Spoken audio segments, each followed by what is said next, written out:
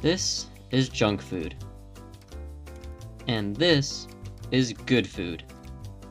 You have grapes, cabbage, an apple, banana, peppers, pork, barbecue sauce, and carrots. These will be the ingredients used to make our sandwich. Those ingredients being lean pork tenderloin, buns, barbecue sauce, fresh green cabbage, and mayo. So let's get cooking.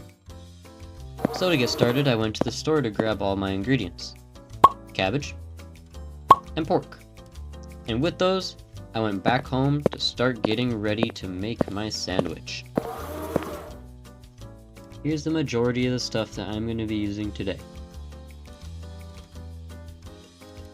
So to get started, I had to start the grill up and to make sure that I was going to get real hot for the pork. Then, from there, I went and started to season the pork. First with pepper, and I had to make sure to get both sides of the pork.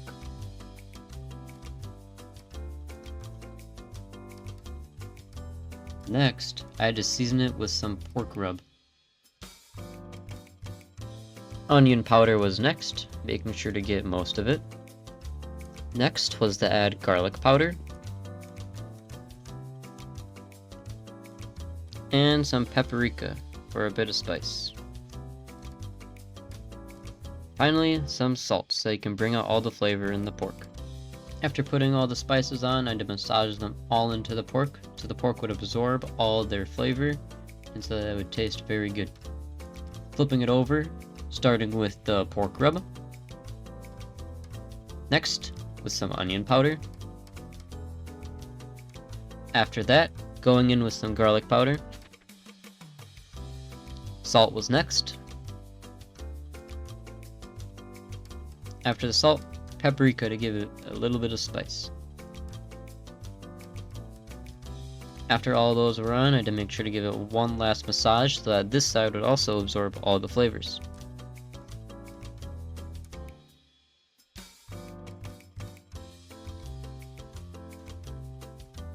Looks a lot better than what it did before, all the spices. And now, both sides are both coated fairly well, and it's about ready to put it onto the grill. Now to put it onto the grill is about at 250 degrees, which is just the right temperature to start grilling. Take the pork off the plate, and I put it right in the center so that the heat is evenly distributed throughout the pork. Shut the top, and it's time for cabbage. This is the main head of cabbage that we're going to be using to make our coleslaw. I try to cut it, but I am bad at cutting, so it's sped up for you here. Once I get through, split it in half, take one side, and with that one side, cut it into more. While slicing, I made sure to keep my fingers away from the knife so that I wouldn't accidentally slice myself and bleed all over the cabbage.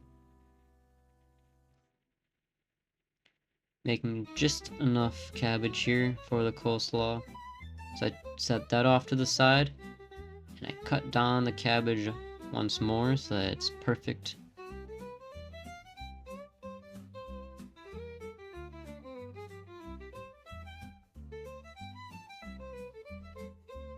Alright, now that the cabbage is mostly done being chopped up besides that little piece, now with that cabbage, we place it all into the bowl for the coleslaw. After all the cabbage is being placed into the bowl here, we're going to be adding all the other ingredients in it to make the coleslaw.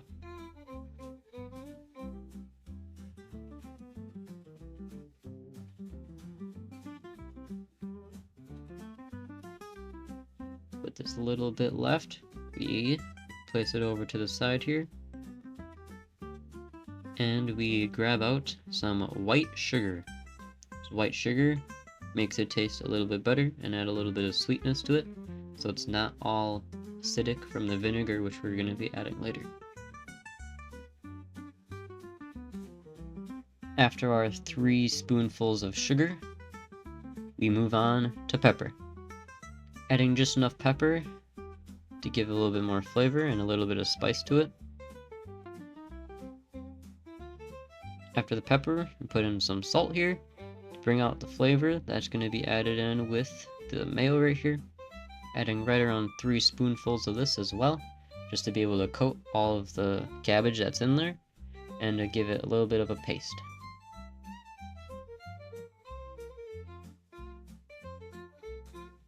Alright, now after the mayo, we add a splash of vinegar in there. And then we mix. Making sure to coat all the cabbage in the mayo and not leaving anything out. Now we got carrots, adding a little tiny handful there. And then grabbing a massive amount of them for some reason to put in, which I thought was too much, but it worked out pretty well at the end. So now, we grab the spoon, and we magically mix it, and it's all ready. With it all ready now, we can move on to making the bread. This is the ingredients needed to make the bread, or the rolls. I did some off-camera work here, and took a bit of time, but the rolls are actually ready here. They look absolutely amazing, almost like they could be in a bakery. So that's done. And then we go and check in on the pork that's on the grill at the moment. Opening it up, we see that it's getting a nice crust around the edges here and a nice color on the top. We now flip it over so that both sides are evenly cooked. You can see there's a nice grill mark on that side. Hopefully going to be able to get it on the other side as well. We close the lid. And now it is magically done, and it is ready to be taken off the grill. You can see there's a nice crust around the edges there, especially in that corner right there. It's going to be especially good to eat. Now, we cut it up here into nice little small pieces. Could have shredded it, but instead, it's just sliced into nice little pieces. Grab a corner there, and it's actually so good.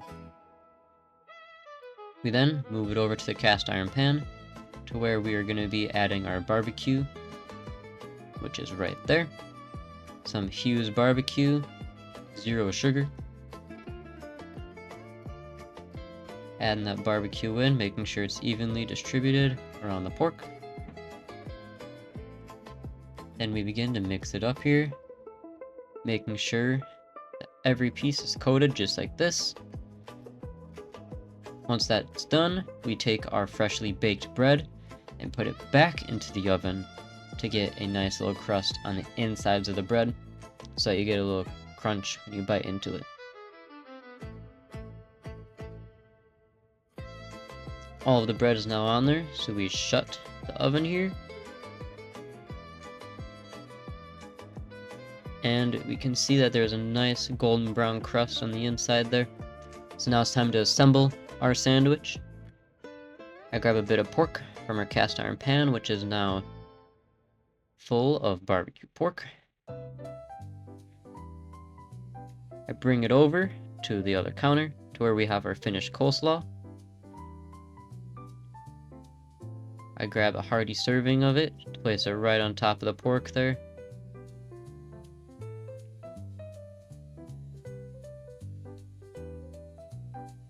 And with that, the sandwich is completed. It looks really good.